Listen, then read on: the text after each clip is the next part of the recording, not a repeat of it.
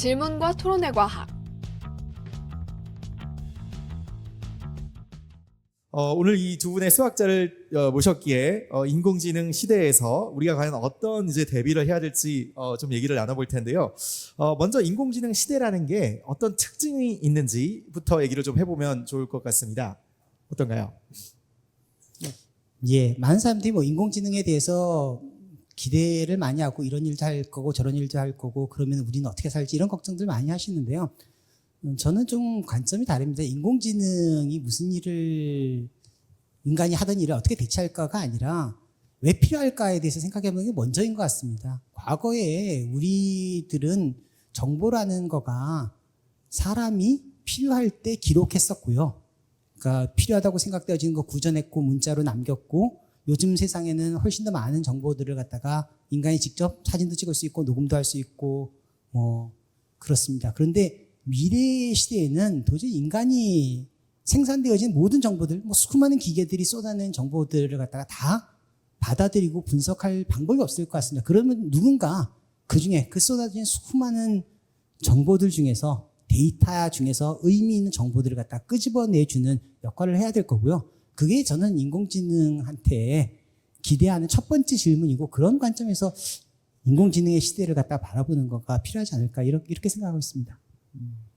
그 인공지능이 정말 세상을 바꿔가고 있는 것 같습니다. 사실 알파고 때 저도 깜짝 놀랐는데 절대 컴퓨터가 못 이길 거라고 저는 5대 0이라고 생각했거든요. 0대 5겠군요.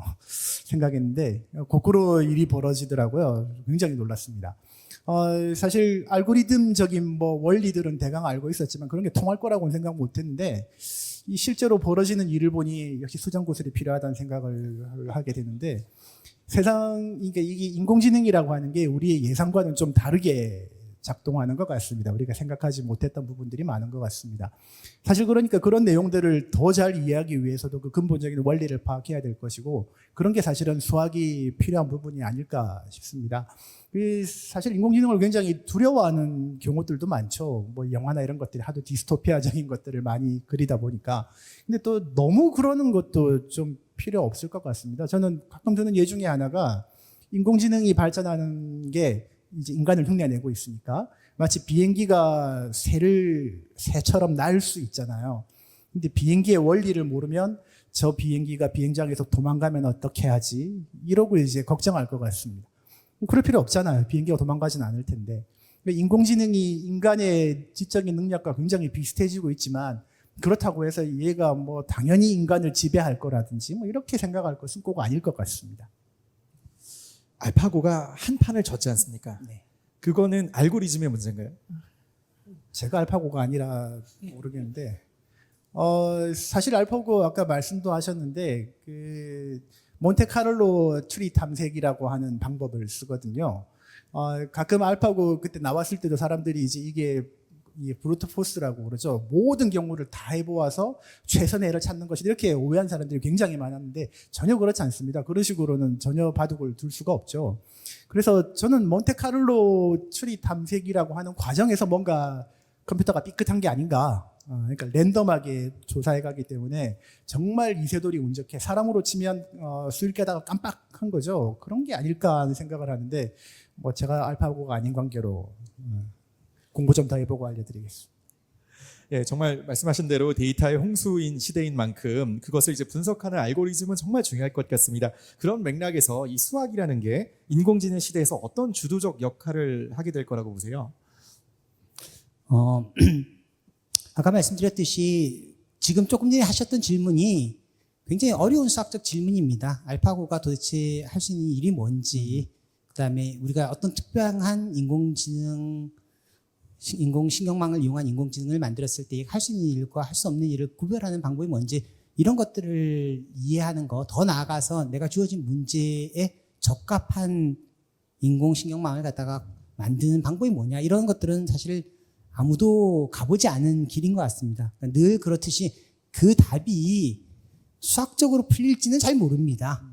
그런데 제가 오늘 강의에서 말씀드리고 싶었던 내용 중에 하나는 가보지 않은 길에 대해서 제일 먼저 발을 디디는 사람 중에 하나가 수학자였던 거는 사실인 것 같습니다. 그러니까 그런 의미에서 인공지능 시대에 그런 수많은 문제들 우리가 가보지 않은 길을 새로운 길을 갖다가 수학자가 앞장서서 가는 그리고 그러면서 뭐 많은 실패도 있을 거고요. 많은 발견도 있을 거라고 저는 뭐 그렇게 생각합니다. 사실 인공지능이 나오고 알고리즘 나오니까 이제 사실은 사람들이 이제 이것만 가지고 있으면 다 끝나는 거 아니냐 이런 생각들을 많이 하는 것 같습니다. 근데 아까 비트코인 보셨잖아요. 사실 비트코인에 쓰인 수학은 사실 별거 없거든요. 이미 다 잘 알려져 있습니다. 한 100년쯤 된 수학들 다 쓰고 있고 이렇습니다. 근데 사토시 나카모토가 천재였던 건 그것들을 다 알려진 그것들을 잘 결합해서 멋있게 문제를 해결한 거죠. 저는 사람들이 수학 공부하는 이유가 이런 데 있어야 된다고 생각합니다. 알고리즘 자체를 뭐 돌리는 거는 그건 컴퓨터가 훨씬 잘합니다. 문제는 그 알고리즘을 어떻게 만들어낼 것이며 걔들을 어떻게 이해할 것이냐 이게 훨씬 더 중요한 문제가 아닐까 싶습니다. 최근에 뭐 딥러닝 이런 것들이 굉장히 유명한데요. 유행하고 있는데 딥러닝을 이해하려면 사실은 선형대수라고 하는 과목이 굉장히 필요하거든요. 벡터 다루고 뭐 이런 과목입니다. 안타깝게도 이제 수학 고등학교에서 기하가 빠져서 좀 걱정이 많이 됩니다. 근데 이제 이런 내용들이 점점 더 발전하면서 선형대수만 가지고는 이제 감당하기 힘든 수준까지 올라와 있습니다. 아마 앞으로는 기하학을 좀 더 세련된 기하학들을 이용한 그런 접근들이 이루어지지 않을까 싶은데 우리나라는 거꾸로 가고 있군요. 지금 말씀들을 들어보면은 수학이라는 게 수학자가 하는 영역이었던 수학까지도 이제 하지 않습니까? 인공지능이. 그러면 인공지능이 점점 발전하면 좀 극단적으로 생각하면 수학자가 아예 필요 없어지거나 그렇게까지 안 되더라도 수학자의 역할이 많이 바뀌지 않을까 싶은데 그 점은 어떻게 보십니까? 지금 할까요? 예. 저는 이 수학의 시대가 계속 변해왔다고 생각하는데요. 옛날 옛적 한 1000년 이전의 수학은 그냥 계산하는 거잖아요. 자, 이렇게 하면 답 나와. 이런 시대였습니다. 그러다가 이제 17세기 와서 미적분학이 개발되면서 수학의 면모가 좀 바뀌죠. 그러면서 수학이라고 하는 것이 엄밀함을 추구하기 시작하면서 이제 이론의 시대라고 저는 부르고 싶은데 이론의 시대가 한 18세기, 19세기 이렇게 쭉 거서 한 200~300년 흘러왔습니다. 저는 20세기가 되면서 이제 새로운 다시 계산의 시대 이렇게 부르고 싶은데요. 근데 이제 이전 시대하고는 다른 계산이죠. 그 전까지는 정말 그냥 알고리즘만 절차만 사람의 손으로 할 수 있는 이런 것들이었다면 이제 지금의 20세기 후반의 수학이라고 하는 것, 20세기 후반, 21세기 수학이라고 하는 것들은 계산 자체는 컴퓨터가 할 수 있습니다. 근데 그 계산들을 어떻게 구현할 것이며 어떤 계산을 시킬 것인지 이게 이제 새로운 수학이 되고 있는 것이죠. 그러니까 수학의 모습들이 계속 바뀌어오는 것 같습니다. 그래서 이전과는 비슷하면서도 다른 이런 모습들을 계속 보이는 게 아닌가 싶습니다. 잠시만. 네. 그러면 이 박 교수님께서는 아까 그 처음에 소개를 하실 때 수학 교육과에 네. 계시다고도 말씀을 하셨는데 수학이라는 것이 이렇게 좀 달라지고 있는 만큼 우리 이제 학생들에 대한 수학 교육도 굉장히 달라질 필요가 있을 것 같습니다. 미래를 준비하기 위해서는 우리가 컴퓨터 코딩 교육 같은 것들이 과연 필수가 될지 네. 이런 교육적인 부분은 어떻게 보시나요? 요즘 뭐 초등학생들이 코딩 학원에 다닌다 이런 얘기 듣고 저도 깜짝 놀랐는데요. 사실 코딩이라고 하는 건 뭐 컴퓨터 언어를 거기 맞추어서 논리적인 구조를 구현하는 것이니까 물론 여기에도 굉장히 많은 공부가 필요하지만 더 근본적으로는 뭘 구현할지를 알아야 될 것 아니에요. 그게 사실은 수학인 거죠. 그러니까 수학적인 바탕이 있지 않으면 그냥 단순하게 계산만 해가지고는 아무 의미가 없을 것 같습니다. 그 뒤에 이상한 수식이 하나 있는데요. 뭐 굉장한 수식이 있죠. 제가 아는 분이 얘기를 해주시는데 지도하는 학생 하나가 논문을 쓰는데 거기 이제 프로그램을 짜서 뭘 한답니다. 근데 계산 프로그램을 보았더니 저런 복잡한 식을 쓰고 있더랍니다. 뭐 로그가 잔뜩 나오고 이상한 식이죠. 근데 저거 정리하면 365분의 x거든요. 아무것도 아닌데 별것도 아닌 걸 가지고 계산만 그러니까 이 원리를 모르니까 그냥 디립다 복잡하게 쓰고 있는 거죠. 저거 그냥 타이프 쳐가지고 프로그램 짜는 건 뭐 크게 어렵지 않습니다. 근데 저런 것들이 나왔을 때 아니 이거 뭐 정리하면 간단하잖아 이런 게 훨씬 중요한 개념이라는 거죠.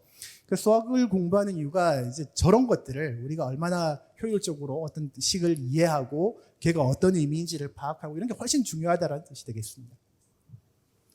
붙여주실 말씀 있습니까? 예, 뭐 코딩도 중요하고 알고리즘들을 갖다가 뭐 코딩을 통해서 익히는 것도 뭐 굉장히 필요한 것 같습니다. 다른 나라에서 학생들도 그런 식의 접근들을 많이 하고요.